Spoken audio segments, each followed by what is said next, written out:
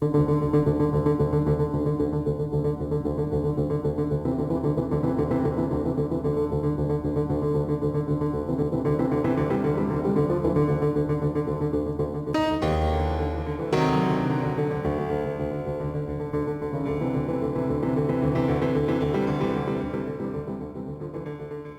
a souvent pensé qu'il y avait une belle succession d'événements extrêmement importants, répartis de manière très très linéaire, aussi bien pour les espèces que pour les grands événements culturels de notre espèce.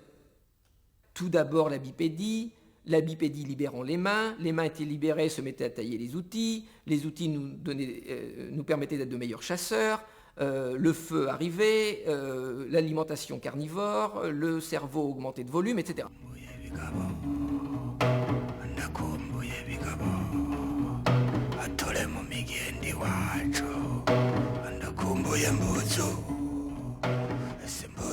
On se rappelle tous des livres d'histoire qui nous donnaient, enfin des histoires naturelles qui nous donnaient une belle lignée entre les australopithèques, les homo habilis, les homo erectus, les néandertals et puis les sapiens. Bon. Si une chose est absolument claire, c'est que on n'a pas eu une succession avec une seule espèce à un seul moment. Il est clair maintenant qu'on a eu une évolution que l'on appelle buissonnante, c'est-à-dire qu'il y avait plusieurs espèces qui coexistaient au même moment. Pour vous donner un exemple, il y a environ 2 millions d'années, en Afrique de l'Est, il y avait probablement une dizaine d'espèces assez proches les unes des autres. La situation que nous vivons aujourd'hui, d'une seule espèce, Homo sapiens, sur l'ensemble de la planète, est une situation extrêmement nouvelle. Qui, pour la première fois sur la Terre, a pratiqué ce que les linguistes appellent un langage à double articulation, à savoir un langage dans lequel des signes sont réunis pour faire des mots, et ces mots ensuite sont combinés pour faire des phrases selon une grammaire. Ça aurait pu être des australopithèques, ça aurait pu être des singes, ça aurait pu être des hommes, et il n'y a pas de réponse à la question quand le langage va-t-il commencer, et les linguistes qui travaillent sur des modes possibles d'origine du langage à partir d'autres activités symboliques, à vrai dire, sont très circonspects.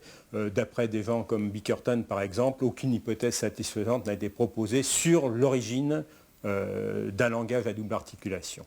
Les sapiens, il y a environ 100 000 ans, qui étaient au contact des néandertaliens dans la région du Proche-Orient, probablement n'avaient pas un système de communication particulièrement sophistiqué.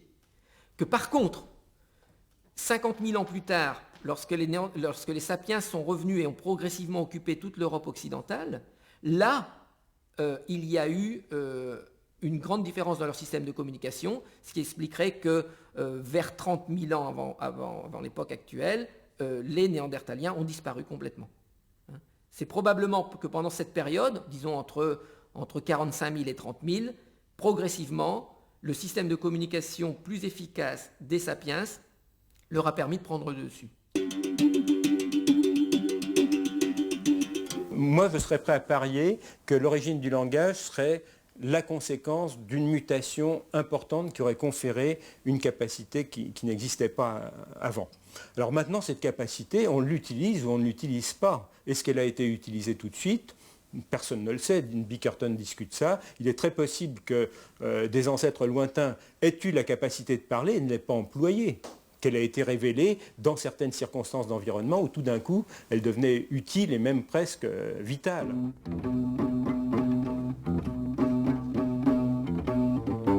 On a essayé effectivement d'apprendre à parler aux grands singes. Il faut d'abord savoir que nous avons un langage parlé, c'est-à-dire que nous sommes conscients d'être conscients. On a une abstraction, une extraction du quotidien. Bon, on s'est dit, on va essayer de leur apprendre ça. On leur a donc appris d'abord par la parole. La parole, ça ne leur a pas été possible puisqu'ils ont un palais qui n'est pas situé de la même façon, qui est trop bas, donc ils ne pouvaient pas communiquer par la parole. Ensuite, on a essayé le langage des sourds-muets. Alors, grâce à cela, effectivement, il y a eu un minimum de communication. Mais on s'est aperçu que c'était un dressage. Ils répondaient à des signes et ils répondaient toujours par rapport à un quotidien. Je veux une pomme, je veux une banane. Ça s'est arrêté assez vite. On a décidé à ce moment-là de passer un cran au-dessus, on a fait ce qu'on appelle des lexigrammes. C'est-à-dire qu'on leur a montré, la pomme c'est tel dessin qui n'était pas une pomme. L'orange c'est cela, le frigidaire c'est ça. Et après, ils devaient demander des phrases. Et ils ont eux d'eux-mêmes appris à faire des phrases. Marie, par exemple, si le singe s'appelle Marie, Marie veut pomme. Donc utilisation du sujet, du verbe et du complément. Il s'arrête toujours sur du concret. Il fabrique des phrases à partir du concret. C'est toujours cette sortie par rapport à l'abstraction qui n'est pas possible.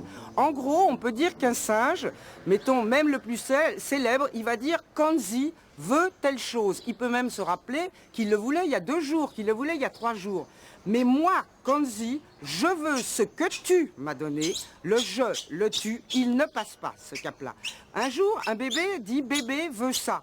Ça va. Et un jour, il va dire « Je veux ça parce que tu l'as ». C'est-à-dire qu'il a pris conscience de l'autre. Ça, Kanzi lui-même ne le passe pas. Cette conscience de l'autre, il peut avoir vaguement conscience de l'autre en tant que congénère, jamais comme autre personne ou comme autrui. C'est là toute la différence, c'est-à-dire la symbolique, le passage dans l'abstrait, les histoires, tout ce qu'ils ne peuvent pas raconter.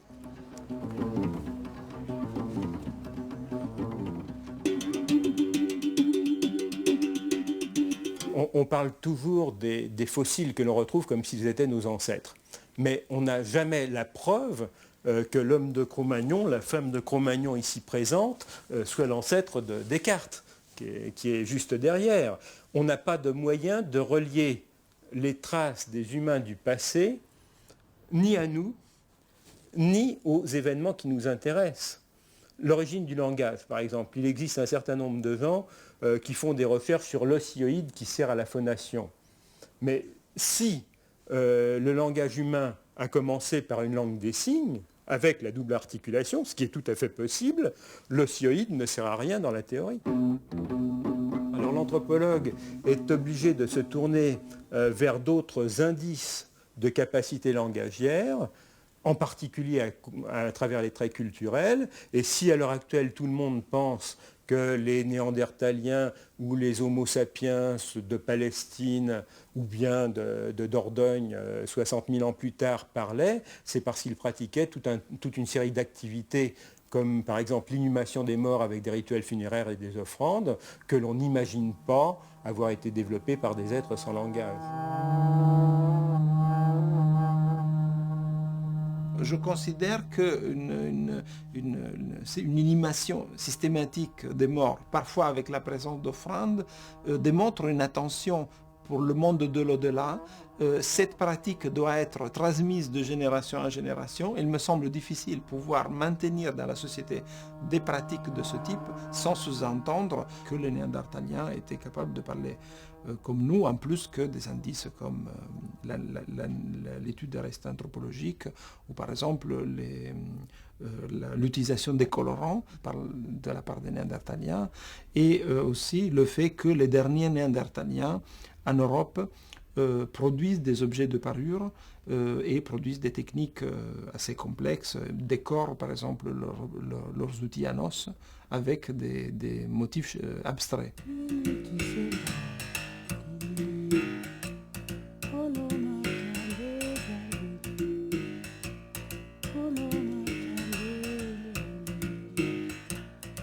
Et les Néandertaliens utilisent surtout des colorants noirs, du manganèse.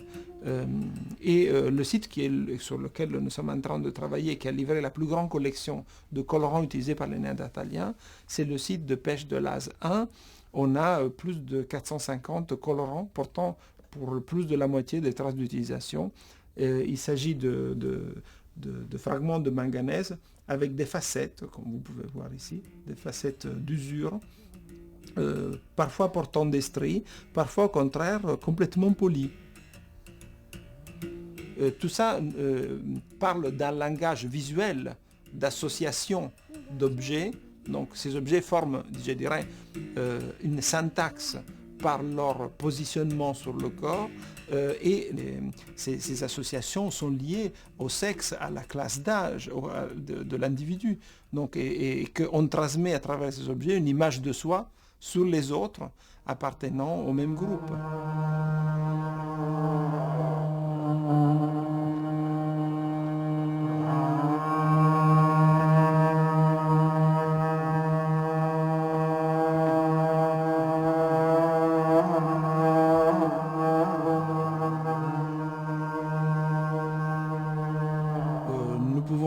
penser, je pense sans nous tromper, que des populations qui ont développé des cultures symboliques étaient capables de parler.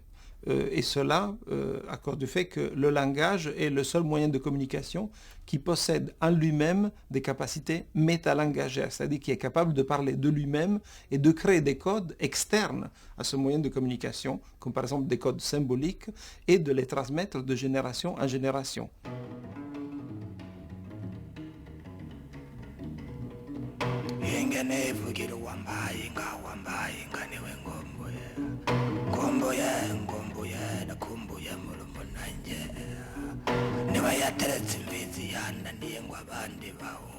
La comparaison des techniques de subsistance des Néandertaliens par rapport à celles des hommes modernes contemporains fait partie de cette recherche d'éléments possibles de comparaison entre les deux groupes. Par exemple, l'exploitation des ressources aquatiques, la capacité donc de voyager à travers la mer et de coloniser des régions et même des îles qu'on ne voit pas à l'œil nu. Donc c'est un ensemble de techniques qui sous-entend l'existence d'un langage.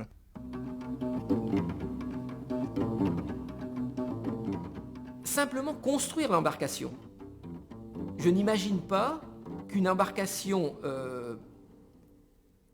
très solide puisse être produite sans une collaboration pour la recherche des matériaux, pour la fabrication et l'amélioration des techniques de génération en génération. Donc ce que nous avons proposé, c'est que puisqu'il y avait des sapiens au milieu d'Australie, à 60 000 ans, cela implique que les traversées ont dû se passer probablement vers 70 000 ans, et que donc, à 70 000 ans, avant l'époque actuelle, le langage existait.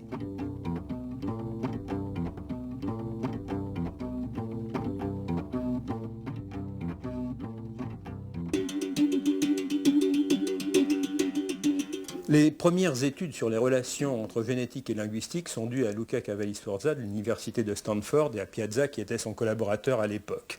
Ils avaient montré qu'il y avait une relation entre la diversité des langues parlées en Europe et les fréquences des gènes dans les populations européennes.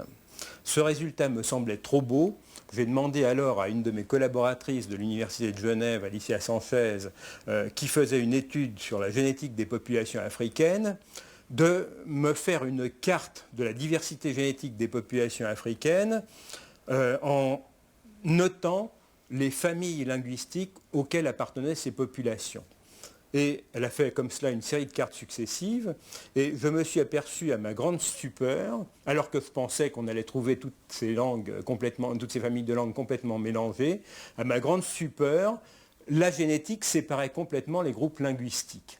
Autrement dit, quand on faisait une carte d'après les différences génétiques entre les populations, ces populations sur la carte purement génétique étaient séparées en groupes, et ces groupes correspondaient exactement aux 4 familles de langues parlées en Afrique. Les populations qui avaient recolonisé l'Afrique depuis les 50 000 dernières années s'étaient réparties pratiquement en 4 groupes, séparant à la fois des patrimoines génétiques qui avaient divergé et des populations dont les langues avaient divergé dans des environnements différents.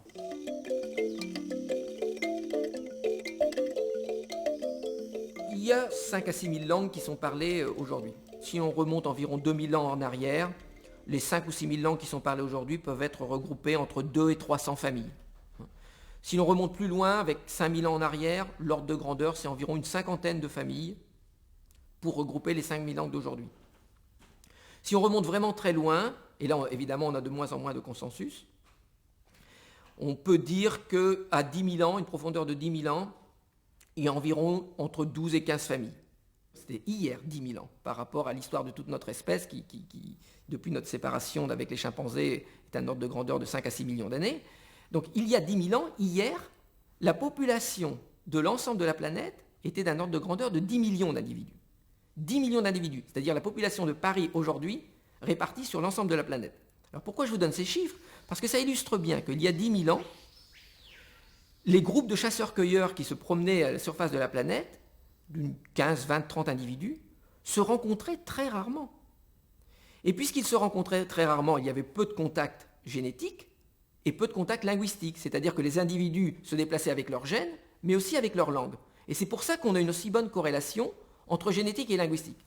Toutes les études que nous, généticiens, faisons sur la diversité des populations d'humains modernes suggèrent que nous descendrons tous, les 6 milliards d'humains actuels, d'une population unique qui vivait il y a peut-être 100 à 200 000 ans maximum, ou on ne sait pas, mais avec un effectif extrêmement faible de l'ordre de 5 000 reproducteurs, 15 000 personnes. Il est impensable qu'une telle population ait parlé 12 familles de langues différentes, donc l'origine est sûrement commune.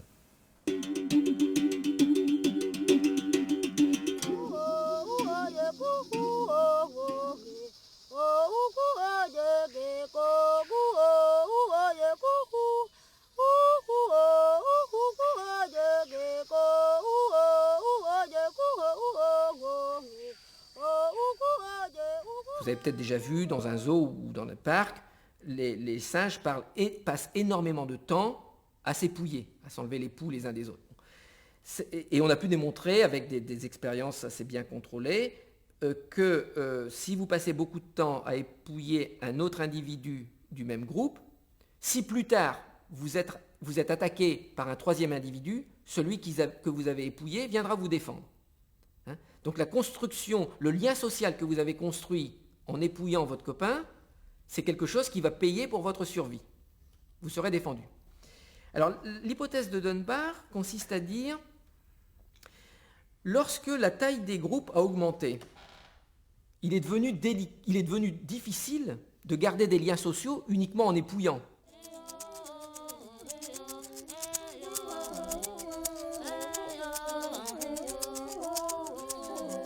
Donc l'hypothèse de Dunbar consiste à dire qu'à partir du moment où le nombre d'individus dans un groupe devient trop important, l'épouillage n'est plus une technique efficace pour construire ces relations sociales. Par contre, le langage est extrêmement important, parce que là, vous pouvez construire des relations sociales avec un grand nombre d'individus à la fois. Pourquoi pas des grognements synchronisés qui pourraient tout aussi bien faire l'affaire? Pourquoi un langage avec une syntaxe, avec une grammaire, avec la capacité de faire des phrases complexes rapidement, hein, avec nous sommes capables d'émettre une quinzaine de phonèmes à la seconde. Donc nous avons des adaptations spécifiques pour cela, hein, pharynx bas. Et pourquoi tout cela si c'est juste pour remplacer l'épouillage? Donc il doit y avoir quelque chose en plus. Dunbar avait une autre idée là-dessus. Hein. Il disait que, c'est amusant d'ailleurs, il a observé des conversations et s'est aperçu que les gens passaient un temps non négligeable à parler d'autrui, c'est-à-dire à faire du commérage. Et son idée, c'est que, effectivement, ça c'est une des fonctions du langage, c'est de faire du commérage, de colporter des ragots. Cela ne veut pas dire que le langage est né pour cette raison.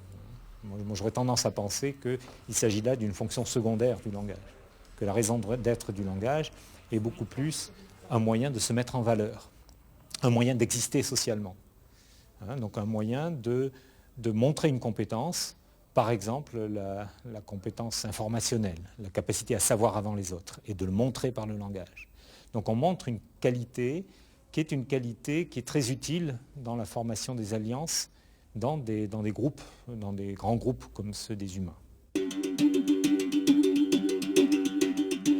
Il n'y a pas de langue primitive. Toutes les langues accessibles aujourd'hui, toutes les langues qui existent, représentent en gros le même degré de complexité.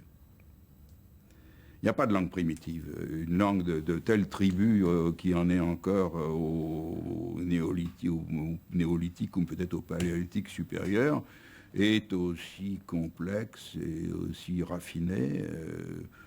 Ça peut être différent, mais toujours aussi complexe que nos langues.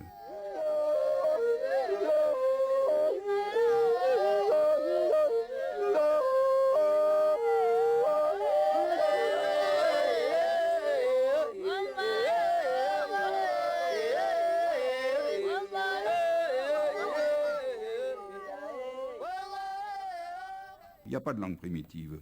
Donc s'il y a un progrès du langage, et je crois qu'il y en a eu depuis l'origine de l'humanité, mais il est inaccessible. Parce que toutes les langues sont au même degré de progrès, si je puis dire. Mais à côté de ça, si on prend une langue, on peut toujours la faire progresser d'une certaine manière. Si je voulais traduire la critique de la raison pure de Kant en esquimau, si j'étais esquimau et que je devais le traduire, j'aurais du mal parce que l'esquimau n'a pas beaucoup de vocabulaire approprié. Mais du vocabulaire, on peut toujours en fabriquer. On peut toujours soit emprunter des mots, soit fabriquer des mots. Toutes les langues le font tout le temps. Donc, en ce sens, on peut dire qu'il y a progrès, non pas du langage, mais d'une langue. On peut la faire progresser, et c'est ce qui se passe aujourd'hui en Afrique, par exemple, où toutes les langues, où beaucoup de langues africaines qui se répandent, qui choisies comme langue nationale, sont effectivement cultivées, et on fabrique des mots, soit on les emprunte au français ou à l'anglais ou autrement, soit on en fabrique pour désigner des notions modernes, ce qui fait qu'on peut dire tout ce qu'il y a à dire dans le monde moderne, dans n'importe quelle langue. Alors, il y a aussi le perfectionnement de la syntaxe. Pour exprimer la pensée kantienne, par exemple, on a besoin d'une syntaxe assez souple. Eh bien, on peut aussi développer la syntaxe, c'est-à-dire faire des phrases plus longues, des mots deviennent des conjonctions, etc. Il y a là aussi, en un sens, le progrès d'une langue donnée. On ne peut pas dire que ce soit le progrès du langage, c'est le progrès d'une langue donnée pour la rendre apte à satisfaire les besoins de la communication moderne. C'est toujours possible.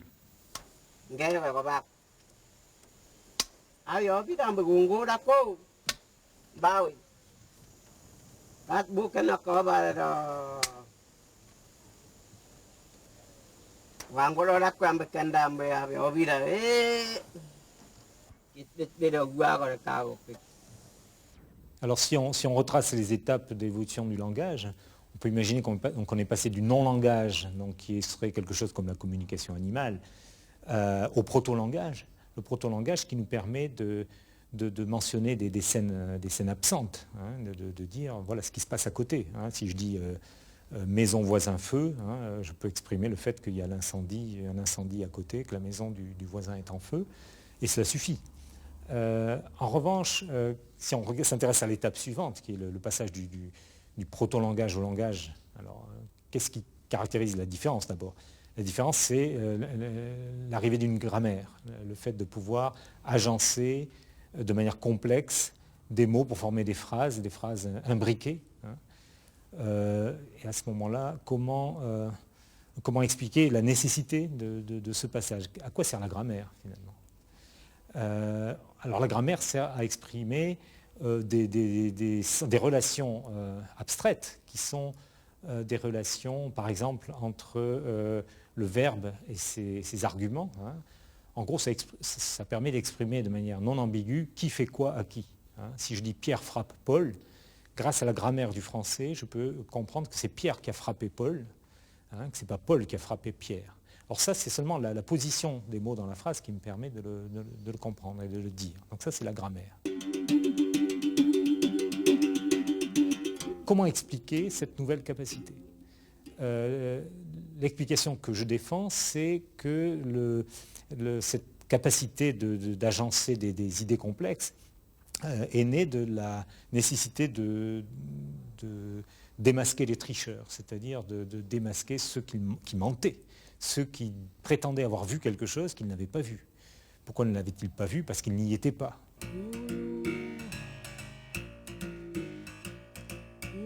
Donc si j'attire l'attention sur ce qui se passe dans la pièce à côté, on va voir, et si ça ne s'est pas produit, on s'en aperçoit tout de suite, on voit tout de suite que j'ai menti, donc il ne sert à rien d'essayer de mentir. À partir du moment où je veux mentionner des événements qui se sont produits dans le passé, donc qui sont invérifiables ou qui sont produits trop loin pour qu'on aille vérifier, à ce moment-là, je peux mentir. Et si quelqu'un... on ne peut me croire qu'à partir du moment où on dispose d'un outil pour démasquer le menteur. Et c'est à ça que, indirectement, sert le langage.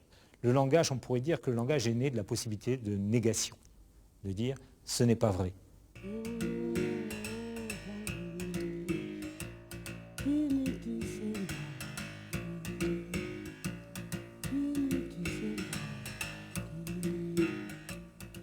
L'idée que la négation, la capacité de nier, soit à l'origine de ce qui fait notre intelligence, l'intelligence d'Homo sapiens, quand on la compare à celle de notre prédécesseur, qui est par exemple Homo erectus, Ah oui, c'est une belle idée. C'est l'idée que notre capacité logique, et avec elle notre capacité d'argumenter, et aussi notre capacité de mentir en sauvant la face, ça c'est vraiment ce qui est à l'origine de notre intelligence.